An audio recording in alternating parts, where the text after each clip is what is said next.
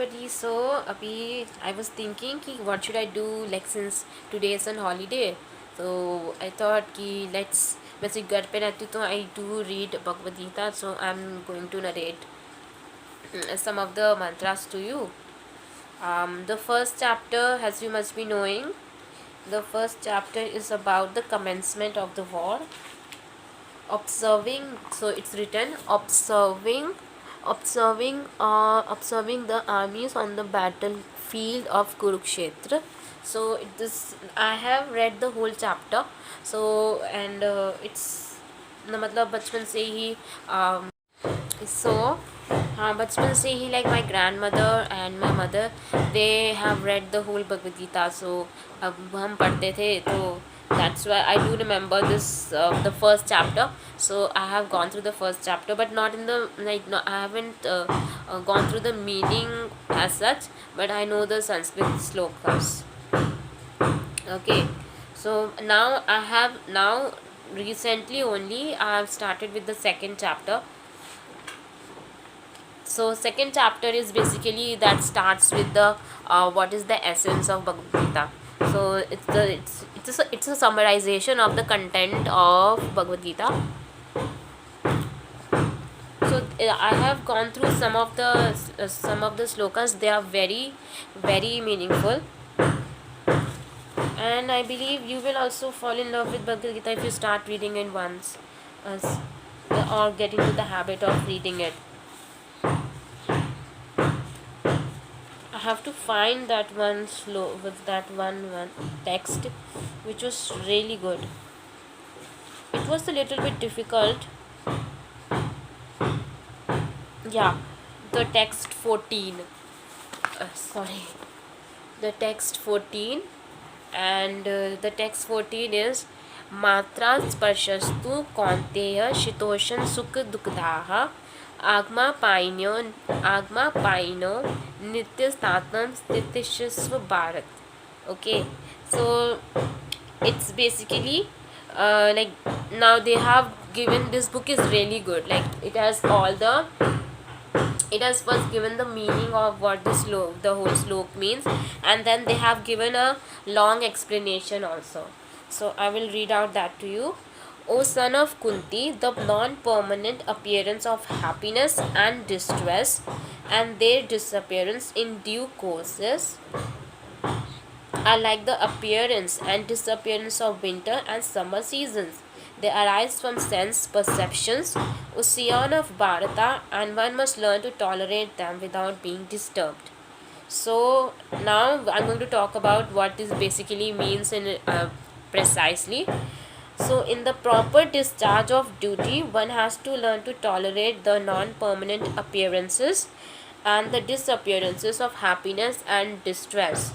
So you must have read like abhi yahi par in the meaning in the summary only it's written कि the happiness and distress are non-permanent and they disappear in due course of time. Both happiness and distress they don't stay permanently, they have a lifespan जिसमें वो रहते हैं and they disappear.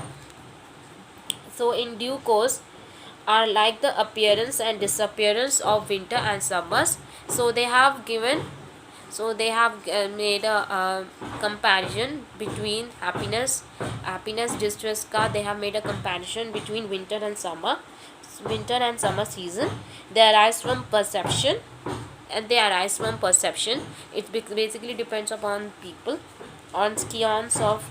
Now in this loka, like Arjuna has been addressed with two ways. One as son of Kunti and the next of Shion of Bharata, and one must learn to tolerate them without being disturbed, and one must learn to tolerate them without being disturbed. Sometimes it happens like when we have too much of happiness or we get overwhelmed, and sometimes when it happens that Belisa is going around. So sometimes it happens ki if we have too much of unhappiness also, so we get overwhelmed and sometimes we get too distressed with it. So it's here written that one must learn to tolerate them and them without getting disturbed. So in the proper discharges of duty, so Bhagavad Gita is mostly basically about what dharma is, and कि हमें अपने सारे we should accomplish all our कर्म, please we should accomplish all our karma. So in that way, that in the proper discharges of duty, one has to learn to tolerate the non-permanent appearances and disappearances of happiness and distress. And then according to, they have talked in terms of Vedic injunctions also, one has to take his bath early in the morning, even during the month of January and February. It is very cold at that time, but in spite of that, a man who abides by the religious principles does not hesitate to take his bath. I'm very sorry for this noise coming from above. There's a construction. I think you might be knowing there's a construction work going on, so it's constant. So, but in spite of a man who abides by the religious principle does not hesitate to take his bath. So, according to Vedic injunctions, one who is a religious man, they don't hesitate to take a bath early in the morning, even in the months of January and February, as you must be knowing. And January and February are the months which are very cold. Similarly, a woman who does not hesitate to cook in the kitchen in the months of May and June, the hottest part of the summer season. And you must be knowing summer months are June to May to June, and the women's now it's in the ancient text, so we won't add any political aspects to this. Like in the during those times, similarly the women's duty was to cook the food even in the month. And when you're in the kitchen, you get and when you're in the kitchen, you're working in front of the fire, so it heats up the environment. So that's like, even during the days of summer, we need the women has to work in the kitchen. So it basically says that whatever the conditions are, one has to execute his duty in spite of all the in spite of all the climatic or some other inconveniences. Similarly, so as you must be knowing that during the war, Kurukshetra war, Arjuna was reluctant to actually fight against his own kinmen. Like it was his own family, like extended family. So uh, that's why Krishna Bhagwan steps in, and he summarizes the whole Bhagavad Gita to him. So that's why here he's saying, similarly to fight is the religious principle of the Kshatriyas. So if you are aware with the historical nature of India, in ancient history of India, then you must be knowing the Varna system. So Varna system, according to Varna system, Kshatriyas are the warrior class. So their duty is to fight. And although one has to fight with some friend or relative, one should not deviate from his prescribed duty. Even when if you have to fight with your enemy or your friends or relative, but you should never deviate from your duty. One has to follow the prescribed rules and regulations of religious principles in order to rise up to the platforms of knowledge, because by knowledge and devotion only, from knowledge and devotion only, can one liberate himself from the clutches of Maya.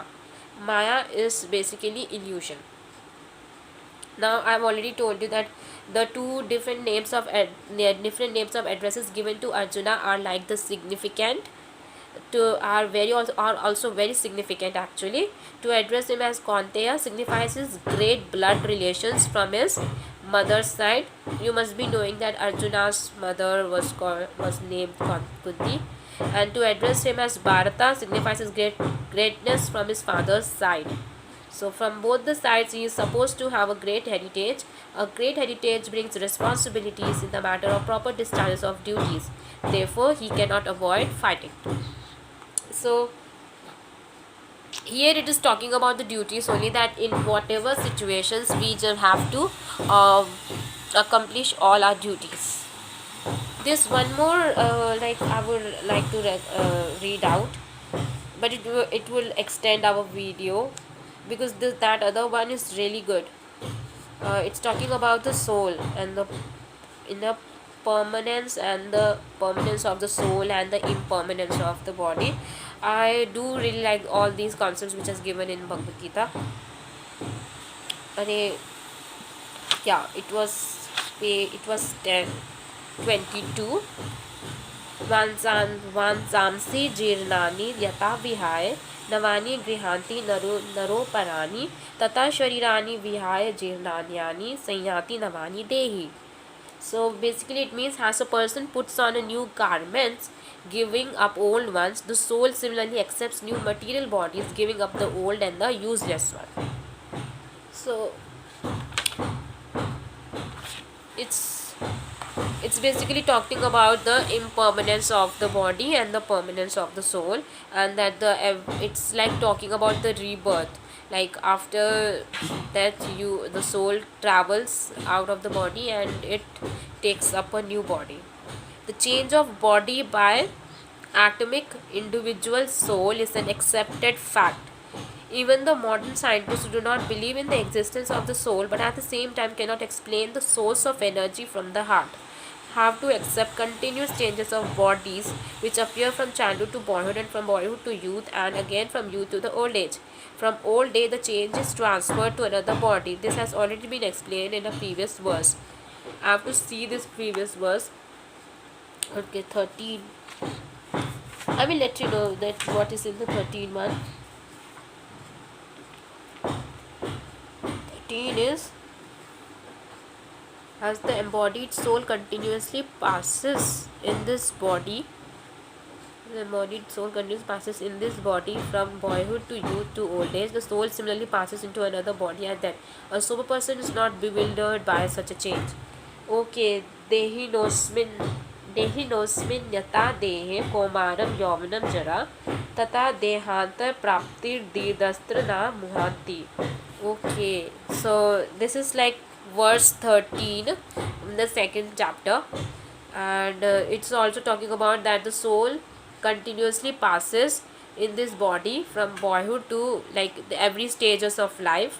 Like you have from child to boyhood and boyhood to youth, and then you age. So similarly the soul also passes into a body after that, and a sober person should never be bewildered or like be surprised by such a change. So it has so here also they are talking in continuous of that. I will talk about it further in the next videos. Okay, so